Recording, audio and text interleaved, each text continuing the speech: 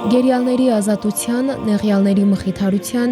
և հայրենի երկրի խաղաղության համար եմ Արցախի թեմակալ առաջնորդում Սուրբ և անմահ պատարագ մատուցում Էջմիածնի մայր տաճարում։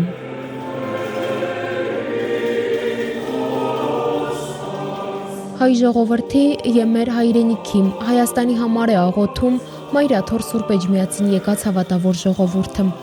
Ավելի քան 1.5 տարի է Արցախի ռազմաքաղաքական ղեկավարությունը գտնվում է Բաքվի բանտում։ Ադրբեջանը նրանց դատում է միայն հայ լինելու համար։ Գաղտնիք չէ, որ թշնամին նրանց չի դատում, որովհետև նրանք սխալ կամ ճիշտ են կառավարել Արցախը։ Թշնամին նրանց չի դատում, որովհետև նրանց օրով հետընթաց կամ զարգացում է ապրել Արցախի պետականությունը։ Թշնամին նրանց դատում է, որովհետև նրանք իրենց անձով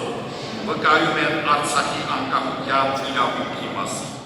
Կորստի, անարդարության և վշտի բեռը կրողների համար եմ մայր տաճարում հնչող աղոթքը, մարդկանց, ովքեր եղել են ազատության համար պայքարի առաջնագծում։ Գերության մեջ գտնվող մեր եղբայրները մեր առաջնորդներն են եղել։ Իսկ Աստվածաշունչը կոչ է անում աղոթել իշխանների ու թագավորների համար։ Ամենից առաջ աղաչում եմ աղոթք անել, խնդրել, աղատել, գոհություն մատուցել բոլոր մարդկանց համար, մանավանդ թագավորների և բոլոր իշխանավորների համար, որպեսզի խաղաղության և հանդարտության վարենք մեր կյանքը, կատարյալ աստվածպաշտության և սրբության։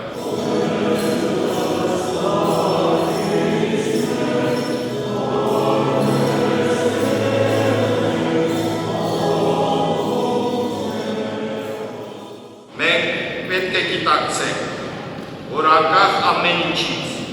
ցանկացած հայ, ով ապրել և գործել է հանուն Արցախի, այսօր կարող է հանգամանքների բերումով լինել ապօրինի բռնադատյալների փոխարեն։ Նրանք մեր ազգակից և հավատակից եղբայրներն են, որ քավում են մեր ողջ հասարակական անկումի մեղքը։ Բոլորի համար են աղոթում։ Բաքվի բանտերում գտնվողների, Միքայել և Բագրատ արքեպիսկոպոսների, ազգային բարերար Սամվել Կարապետյանի, Աստծուց մխիթարություն են խնդրում նրանց համար, աղոթում, որ հաղթի արդարությունն ու ճշմարտությունը։ Սիրելիներ, աղոթքով զորակից լինենք արդարության համար մղվող պայքարի, որովհետև Տերը լսեց տնակներին և իր գերիալներին չհամարեց։ Բարոյապես և հոգեպես աջակից լինենք բոլոր գերիալների ընտանիքների ու հարազատների։ Մի կողմ դնենք